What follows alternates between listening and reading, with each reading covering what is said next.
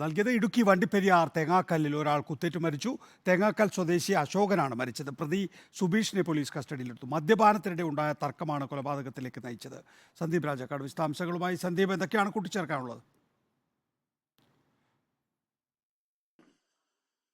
ഇന്നലെ രാത്രി ഏതാണ്ട് 12:30 കൂടിയാണ് ഇത്തരത്തിലൊരു സംഭവം നടക്കുന്നത്. ഈ പള്ളിക്കട എന്ന് പറയുന്ന സ്ഥലത്ത് വെച്ചാണ് അശോകനെ ആക്രമിക്കുന്നത്. ഇവർ 4 പേര് ആണ് ഉണ്ടായിരുന്നത്. ഇവരൊപ്പം ഇരുന്ന് മദ്യപിക്കുകയും തുടർന്ന് വാക്കുതർക്കം ഉണ്ടാവുകയും ചെയ്തു.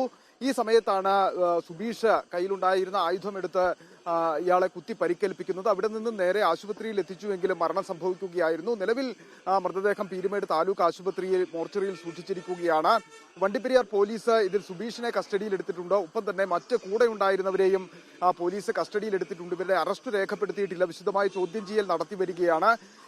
ഈ ആക്രമണവും കൊലപാതകവുമായി ബന്ധപ്പെട്ട് കൂടെ ഉണ്ടായിരുന്ന ആർക്കെങ്കിലും ഏതെങ്കിലും തരത്തിലുള്ള പങ്കുണ്ടോ എന്നതിനെ സംബന്ധിച്ച് വിശദമായി അറിഞ്ഞതിന് ശേഷം മാത്രമാകും മറ്റ് നടപടിയിലേക്ക് കടക്കുക എന്നുള്ളതാണ് പോലീസ് വ്യക്തമാക്കുന്നത്.